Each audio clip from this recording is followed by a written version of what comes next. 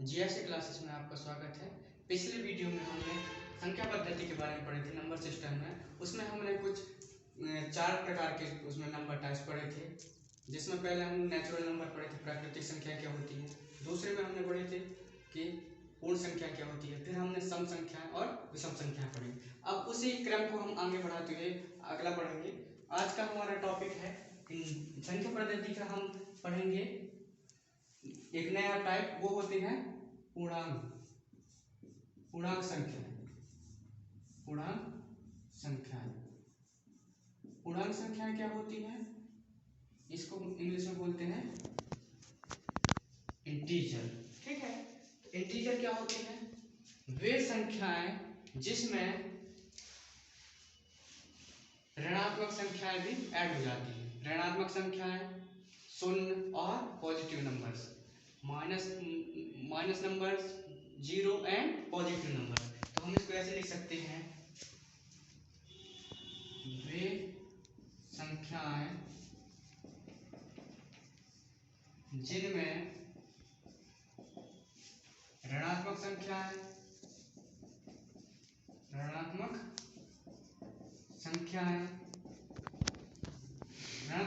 क्या होती हैं? आप लोग जानते हैं ना, ऋणात्मक संख्या जैसे ऋण 1, ऋण 2, ऋण 3, ये सब ऋणात्मक संख्या है। ऋणात्मक संख्याएं शून्य तथा धनात्मक संख्याएं होती हैं, वे पूर्णांक कहलाते हैं।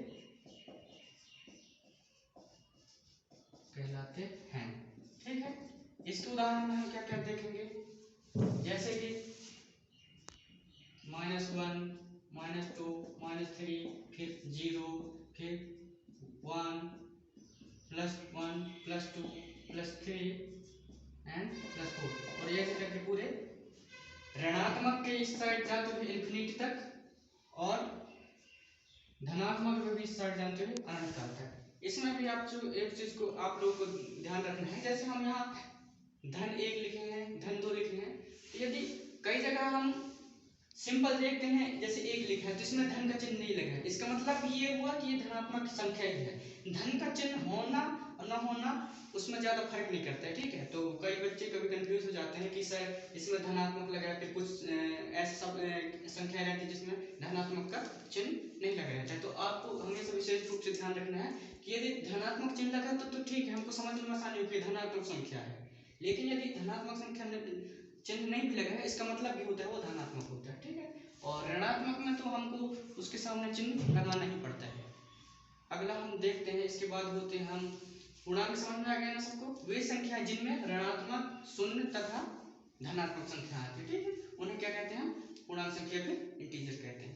अगला हम टाइप पढ़ेंगे, ये फर्स्ट मान लेते हैं इसका भी आज। सेकंड मान लेते हैं आज की क्लास का हम भाज्य संख्याएं।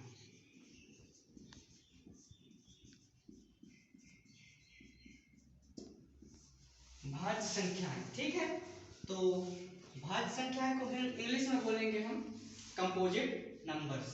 क्या बोलते हैं इसको? इंग्लिश मीडियम वाले ध्यान देंगे, इनको बोलते हैं कंपोजिट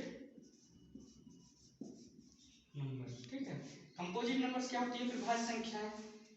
भाज्य संख्या को हम ऐसे समझेंगे, एक से बड़ी वो कोई से भी संख्या जो खुद से, एक से तथा तीसरे किसी अन्य कोई एक संख्या से विभाजित हो जाए। ठीक है, वो भाज्य संख्या कहलाती है। क्या है इसका? फिर से देखना, वे संख्याएं जो एक से, खुद से तथा तीसरी किसी और एक अन्य संख्या से विभाजित हो जाए। जैसे हम देखेंगे 4 को, आप देखो 4 किस किस से विभाजित हो रहा है? एक तो ये 1 से हो रहा है, साथ में 2 से भी हो रहा है और 4 से भी हो रहा है। इसके कितने हैं कुल गुणनखंड? कितने हैं इसके?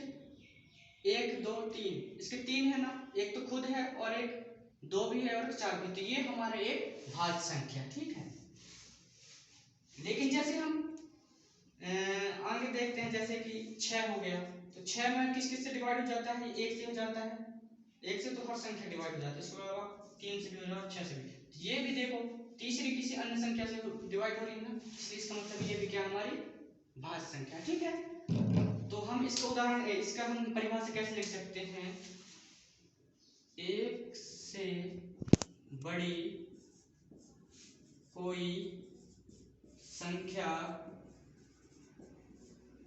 जो एक तथा स्वयं से तथा तीसरे किसी अन्य संख्या से विभाजित हो जाए, तीसरे किसी अन्य संख्या से विभाजित हो जाए, उसे हम क्या कहते हैं, भाज्य संख्या कहते हैं, भाज्य संख्या कहते हैं। ठीक है, इतना तक सबको क्लियर हो गया। एक बार फिर रिवीजन कर लेते हैं। पूर्णांक संख्या क्या संख्या है, वह संख्या है जिसमें ऋणात्मक के चिन्ह होते हैं, शून्य होता है तथा धनात्मक के चिन्ह होता है। भाज्य संख्या क्या होती है, भाज्य संख्या क्या होती है, वह संख्या एक से बड़ी कोई भी वो संख्या है जो खुद से, एक से तथा किसी अन्य तीसरे अंक से विभाजित हो जाए। तो ये हमारे हो गए पूर्णांक संख्या और भाज्य संख्या। अब हम अगला प्रकार पढ़ेंगे। अगले प्रकार में हम पढ़ेंगे अभाज्य संख्या। तीसरा क्या पढ़ेंगे, अगला हमारा क्या है, अभाज्य संख्या। ठीक है, तीसरा है अभाज्य संख्या। अभाज्य संख्या क्या होती है, इसे हम इंग्लिश में बोलते हैं prime number. What is prime number, prime number को हम ऐसे समझ सकते हैं, वे संख्याएं जो खुद से तथा एक से डिवाइड हों वो कहलाती है हमारी अभाज्य संख्या। भाज्य संख्या में हम क्या देखे थे, भाज्य संख्या में देखे थे कि खुद से, एक से तथा तीसरी अन्य संख्या से डिवाइड होती थी, लेकिन अभाज्य संख्या में सिर्फ खुद से और एक से डिवाइड होती है। जैसे उदाहरण देख लेते हैं, जैसे कि 1, 3, 5, 7, 9, 11, ये संख्या क्या है, अभाज्य संख्या है। ये उदाहरण है हमारे। ठीक है, इसको हम इसका परिभाषा कैसे लिख सकते हैं, जैसे वे संख्याएं जो खुद से तथा एक से विभाजित हो। ठीक है, ये है इसका परिभाषा। तो वो हमारी क्या कहलाती हैं, अभाज्य संख्याएं। कंफ्यूजन तो नहीं है, उदाहरण हम पहले देख चुके हैं, 1, 3, 5, 7, 9, 11। ठीक है, ये हमारी कहलाती हैं अभाज्य संख्याएं। अब हम अगला एक प्रकार पढ़ेंगे,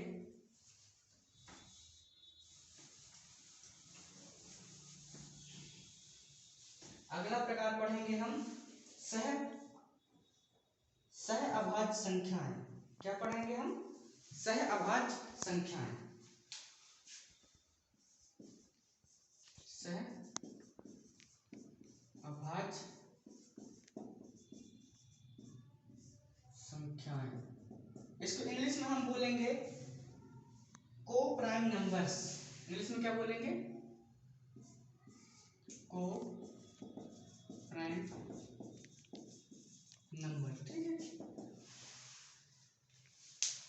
हमने अभी इससे पहले क्या समझा है, अभाज्य संख्या और भाज्य संख्या। पर ये सहभाज्य संख्या, इसका मतलब ये है कि एक से बढ़ी दो वे संख्याएं जिनका एक के अलावा कोई भी गुणनखंड ना हो। ठीक है ना, मतलब कि कॉमन गुणनखंड क्या हो, एक के अलावा कोई भी ना हो। जैसे उदाहरण गुणनखंड हम समझते हैं, गुणनखंड क्या होता है, जैसे देखिए, जैसे 8 है, 8 के गुणनखंड क्या क्या हो सकते हैं, इसको हम ऐसे निकालते हैं, जैसे 8 है ये। ठीक है, 2 का कितने बार पहाड़ा जाएगा, इसमें 4 बार जाएगा। फिर 2 से करेंगे तो 2 बार जाएगा, फिर 2 से करेंगे तो 1 बार। तो ये है, ये 8 के गुणनखंड होंगे, 2 गुणित 2 गुणित 2, ठीक है। तो ये हमारे क्या कहला गए, 8 के गुणनखंड। इसी प्रकार हम देखेंगे जैसे 15 के जैसे हमको 15 की हमको गुणनखंड निकालना है, तो गुणनखंड कैसे निकालेंगे, 15 है ऐसे निकाल सकते हैं इस विधि से। अब देखिए यहाँ पर तो सबसे छोटी अभाज्य संख्या क्या है अपनी, 2 हो गई, लेकिन 2 से भाग नहीं जा रहा 15 में, तो हम लेंगे दूसरे नंबर की सबसे छोटी अभाज्य संख्या 3, ठीक है। 3 से भाग लेंगे कितने बार जाएगा 15 में, 5 बार जाएगा, फिर 5 से देंगे तो, ठीक है। अब इनका देखो, इसका 15 का हम लिखेंगे तो 3 गुणित 5। अब देखिए इन दोनों में कॉमन गुणनखंड कुछ भी नहीं, इन दोनों में समान गुणनखंड नहीं है, क्योंकि इसमें देखो, इसमें 2 गुणित 2 गुणित 2 है, इसमें क्या है 3 गुणित 5 है। इसको हम ये भी लिख सकते हैं लास्ट में 1, क्योंकि 1 आ रहा था ना दोनों के लास्ट में, तो 1। तो इन दोनों का जो कॉमन है वो कॉमन गुणनखंड क्या है, 1 है। तो वे दो संख्याएं जिनका गुणनखंड समान सिर्फ 1 हो, तो वैसी संख्या क्या कहलाती हैं, सह अभाज्य संख्याएं। समझ गए? इसको हम ऐसे लिख सकते हैं, वे दो संख्याएं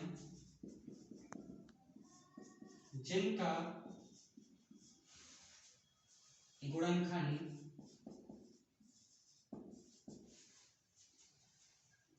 एक के अलावा